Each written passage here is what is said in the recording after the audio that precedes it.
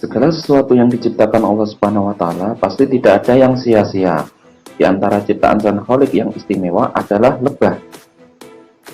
Serangga yang satu ini menempati posisi penting dibanding dengan serangga lainnya. Tak heran jika lebah dijadikan salah satu nama surat dalam Al-Quran.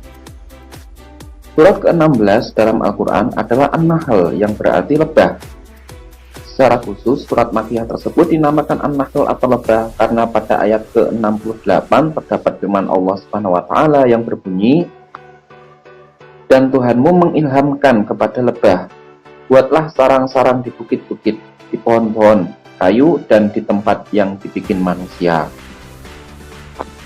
Lebah memang kecil, ia merupakan makhluk Allah yang banyak memberi manfaat dan kenikmatan kepada manusia.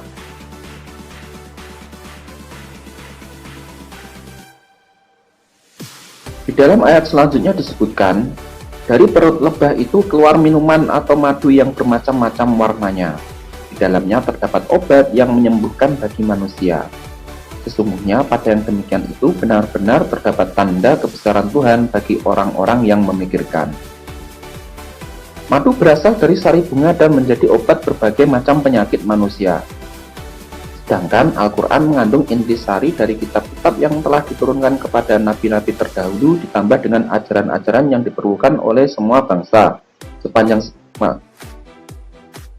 masa untuk mencapai kebahagiaan dunia dan akhirat. Kemujizatan madu sebagaimana disampaikan Al-Quran telah terbukti secara ilmiah. Dalam tafsir Al-Quran, Sayyid Qutb mengungkapkan, madu sebagai obat penyembuh penyakit sudah dibuktikan secara ilmiah oleh para pakar kedokteran. Inilah salah satu bukti kebenaran ayat Al-Quran yang harus diyakini oleh umat manusia. Dalam tafsir Ibnu Katsir diterangkan, madu lebah itu warnanya bermacam-macam sesuai dengan makanannya. Ada yang berwarna putih, kuning, maupun merah. Selain itu, menurut Ibnu Katsir, madu cocok bagi setiap orang. Misalnya untuk mengobati dingin karena madu itu panas. Di dunia Islam, penggunaan madu sebagai obat sudah diterapkan pada zaman Nabi Shallallahu Alaihi Wasallam. Pada saat itu, madu digunakan untuk obat diare. Lem lebah yang berasal dari madu juga sangat berkhasiat untuk mengobati berbagai macam penyakit. Kajian khasiat madu secara ilmiah juga telah diteliti oleh ilmuwan muslim terkemuka di era keemasan Islam, yakni Ibnu Sina. Bapak kedokteran dunia dan ilmuwan muslim di abad ke-10 itu tercatat sebagai dokter yang mengulas mengenai khasiat madu dari segi kesehatan dan dunia kedokteran.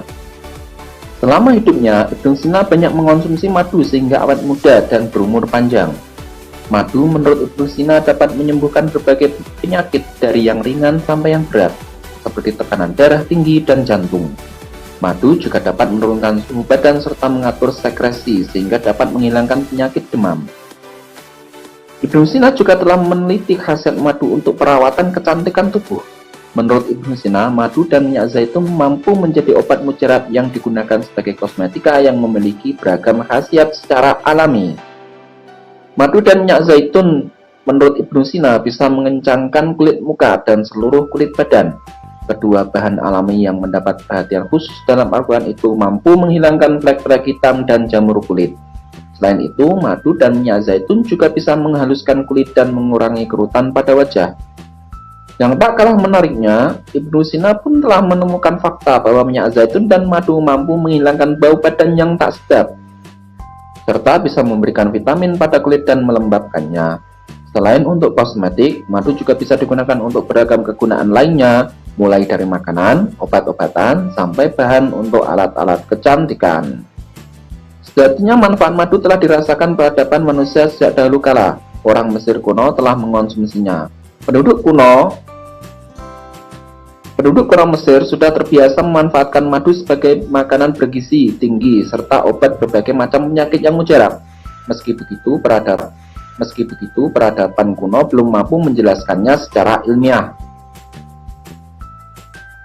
Adalah Ibnu Sina, seorang dokter legendaris sepanjang masa yang telah berhasil membuktikan kebenaran khasiat madu tersebut.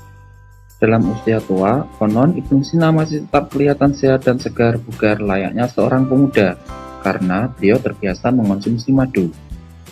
Konon Ibnu Sina dalam usia tua masih tetap kelihatan sehat dan segar bugar layaknya seorang muda. Hasil penelitian terakhir yang dikeluarkan dari Universitas Moskow menyatakan madu ternyata juga mengandung logam aluminium, boron, krom, tembaga, timbal, titanium, seng, asam organik, asetilkolin, hormon, antibiotik, zat anti racun, serta zat anti kanker. Zat-zat ini sangat penting untuk memperlancar proses biokimia tubuh dan proses penyembuhan aneka penyakit. Sementara kandungan enzim dalam madu dilaporkan paling tinggi jika dibandingkan dengan makanan lainnya.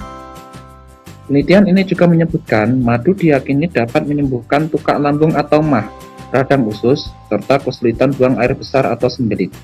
Jadi memang sangat baik mengonsumsi madu dalam keseharian kita. Madu diyakini dapat menyembuhkan tukak lambung atau MAH, radang usus, serta kesulitan buang air besar atau sembelit. Dalam Al-Quran, madu pun menjadi bagian kenikmatan surga sebagai balasan bagi orang-orang yang beriman dan bertakwa. Perumpamaan taman surga yang dijanjikan kepada orang-orang yang bertakwa.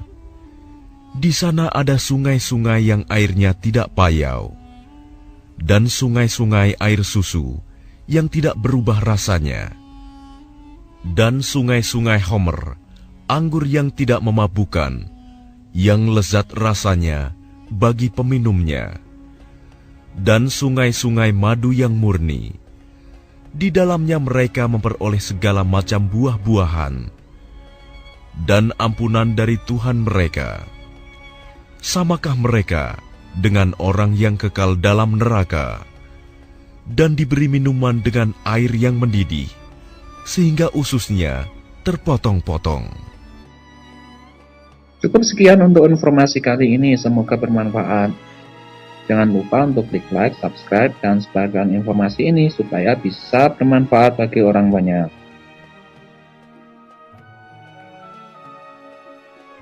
Sampai jumpa. Assalamualaikum warahmatullahi wabarakatuh.